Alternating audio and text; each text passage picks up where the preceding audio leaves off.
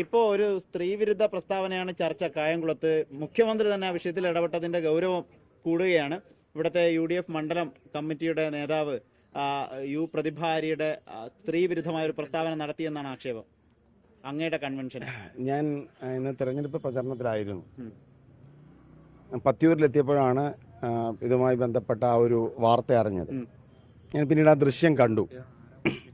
ആ ദൃശ്യം കണ്ടപ്പോൾ തന്നെ എൻ്റെ നിലപാട് വ്യക്തമാക്കിക്കൊണ്ട് ഫേസ്ബുക്ക് ലൈവ് ഞാൻ അപ്പോൾ തന്നെ കൊടുത്തിരുന്നു. തിരഞ്ഞെടുപ്പിനെ സംബന്ധിക്കുന്ന എൻ്റെ കാഴ്ചപ്പാട് അതൊരിക്കലും വ്യക്തിയധിഷ്ഠിതമല്ല. വ്യക്തിപരമായ വിമർശനങ്ങൾ, ആക്ഷേപങ്ങൾ നടത്തേണ്ട ഒന്നല്ല തിരഞ്ഞെടുപ്പ് വേദികളും പ്രസംഗങ്ങളും.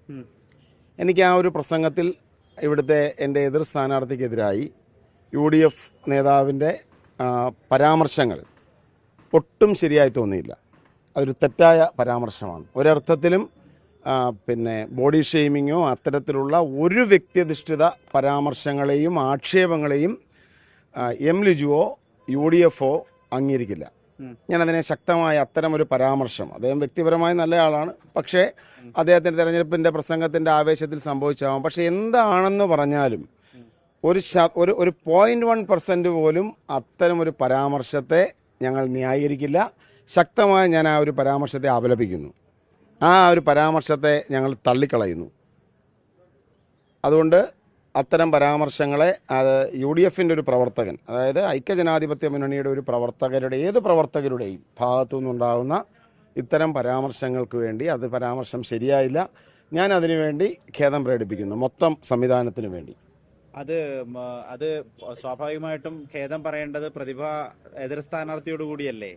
സമൂഹത്തിലെ ഖേദം പ്രകടിപ്പിക്കുക എന്ന് പറഞ്ഞാൽ എല്ലാവരോടും കൂടി, എതിർ സ്ഥാനാർത്ഥിയോടും അല്ല. ഞാൻ പറയുന്നത് ഇപ്പം നമുക്കറിയാം, ഐക്യജനാധിപത്യ മുന്നണി എന്ന സംവിധാനം എന്നത് എല്ലാവരും ഉൾക്കൊള്ളുന്നതാണ്.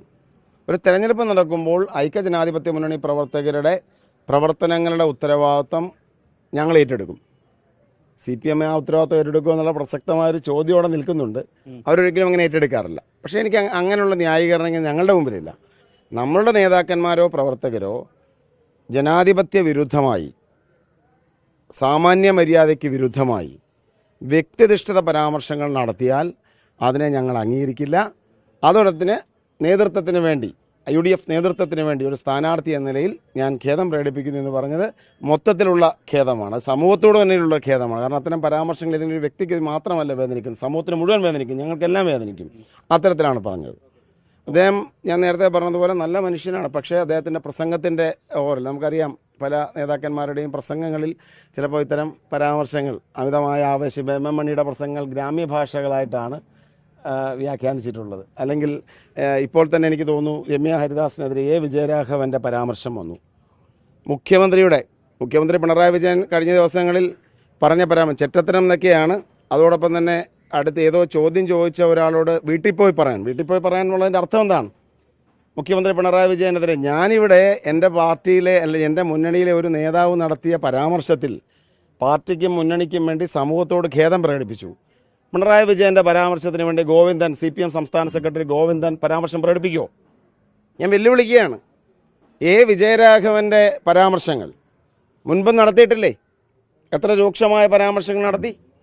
ഏതെങ്കിലും തരത്തിൽ അതിനെ ഖേദം പ്രകടിപ്പിച്ചോ?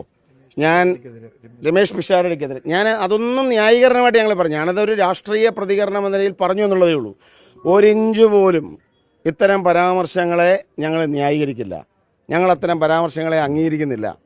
ആ പരാമർശങ്ങളെ തീർച്ചയായിട്ടും അപലപനീയമാണ്.